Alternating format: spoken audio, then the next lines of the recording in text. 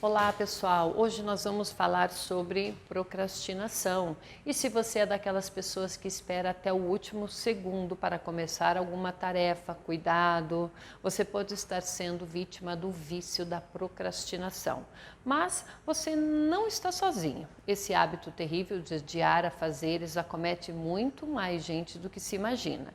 A procrastinação nada mais é do que o famoso deixar para depois. E na maioria das vezes, quando isso acontece, a pessoa fica estressada e sai correndo para fazer o que poderia ter feito antes.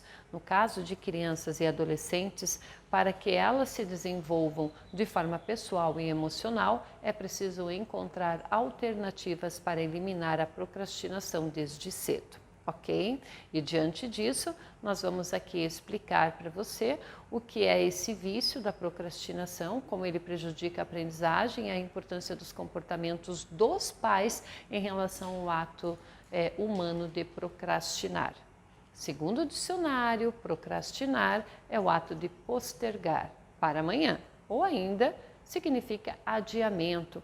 Colocando aí em linhas claras, nós podemos dizer que é o ato de deixar para realizar uma tarefa, uma obrigação, um compromisso, uma responsabilidade em outro dia, num outro momento. Na expressão popular, procrastinar significa empurrar com a barriga. Todos nós já procrastinamos, né, alguma vez na vida, até mais do que gostaríamos de reconhecer. É próprio da condição humana e fazemos isso quando a tarefa a ser executada não é tão divertida, quando aquelas que fazemos por prazer ou lazer. No entanto, a procrastinação se torna um vício quando é feita com frequência suficiente para prejudicar a nossa vida pessoal e profissional. Por exemplo, quando atrasamos a entrega de um relatório no trabalho ou adiamos consultas médicas de forma recorrente, o suficiente para prejudicar nossa saúde e também o bem-estar. A pessoa atrasa suas entregas por um dia, entrega com atraso no dia seguinte e fica mal e atrasa as outras responsabilidades e por aí vai. É um círculo vicioso que só tende a piorar com o tempo. A procrastinação em crianças e adolescentes é bem comum durante a vida escolar.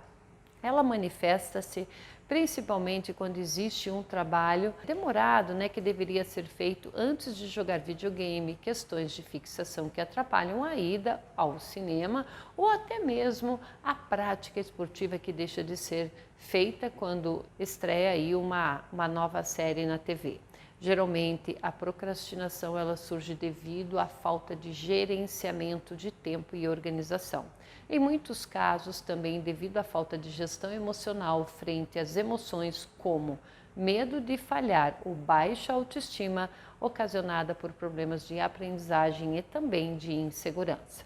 No entanto, é preciso ficar atento quanto à procrastinação frequente, pois deve evidenciar aí sinais de transtorno de déficit de atenção, hiperatividade, até mesmo depressão. Sim, a procrastinação viciosa, ou seja, recorrente e ininterrupta, ela pode aí prejudicar a saúde não só de adultos, como de crianças, adolescentes de diversas formas. Se não tratado, o vício da procrastinação ele aumenta a carga de estresse do indivíduo. Com a percepção de que está empurrando com a barriga, vem a vergonha, a autocrítica e mais uma série de sentimentos negativos que impactam na saúde mental e física do procrastinador. Junto à culpa de não cumprir com as obrigações e promessas, vem a diminuição da produtividade, a falta de energia, a má alimentação, a ansiedade e até mesmo sintomas físicos, como dor de cabeça, dores no corpo, o estresse e o cansaço que aparecem quando procrastinamos. Nossas tarefas ocorrem porque nunca adiamos o que gostamos e temos prazer de fazer. Só deixamos para depois o que temos com certa resistência, e preguiça. Olha só, um exemplo bem clássico, pessoal, de procrastinação, ele começa logo no início do dia, Quem nunca apertou o botão ali de soneca do despertador para acordar alguns minutinhos depois do planejado na noite anterior?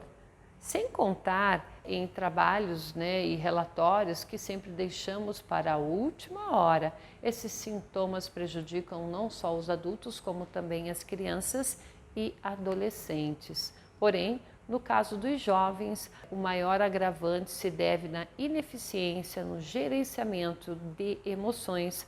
Adultos tiveram tempo suficiente, pelo menos em tese, para aprender a se autogerenciar. Os jovens não.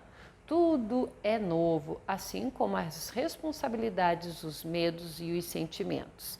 Em crianças e adolescentes, a procrastinação pode causar queda de rendimento escolar, diminuição de foco, da concentração, da criatividade, além de estresse, raiva, motivos pelos quais é importante encontrar ali alternativas para gerenciar esse comportamento o quanto antes. Não adianta, pessoal, negar. Todos nós procrastinamos, né? Quem já criou o hábito de procrastinar sempre tem muita dificuldade de abandoná-lo. Por isso é importante que os pais ajudem os filhos a não adotar esse costume. A melhor forma para começar a ajudá-los é ser um bom exemplo. Segundo estudos, 20% dos adultos da população mundial são procrastinadores crônicos. Apenas no Brasil, esse grupo alcança a margem de 20 milhões de pessoas. Se você, pai, mãe, responsável ou pessoa próxima, procrastina além do normal perto de uma criança, se pergunte se está sendo um bom exemplo. O vício de procrastinar dos pais também pode influenciar o comportamento dos filhos. Afinal, eles se espelham nesses vínculos aí afetivos que agirem. E pode então acreditar, né, em criar um hábito ainda mais na infância, pode afetar ali a saúde deles futuramente. Bom, crianças que aprendem a procrastinar logo cedo podem desenvolver problemas, né, de atenção, impulsividade, estresse e ansiedade. Ou seja, tal hábito pode afetar a maneira significativa do desenvolvimento emocional e a inteligência do jovem. A saúde física também pode ser afetada, uma vez que as pessoas que deixam tudo para depois adiam a ida aos médicos, o início dos tratamentos, a prática saudável de atividades físicas. Tudo isso afeta a sensação de bem-estar, além de aumentar o estresse e também a infelicidade. Procrastinar é uma bola de neve na medida em que podemos nos sentir felizes por algumas horas enquanto deixamos aquela atividade para depois, mas logo o sentimento ruim chega e começa a impactar o nosso bem-estar. Certo, pessoal? Na próxima aula, nós continuaremos então falando sobre esse assunto, a respeito desse tema, né? E nos veremos em breve, ok? Até lá! Até mais!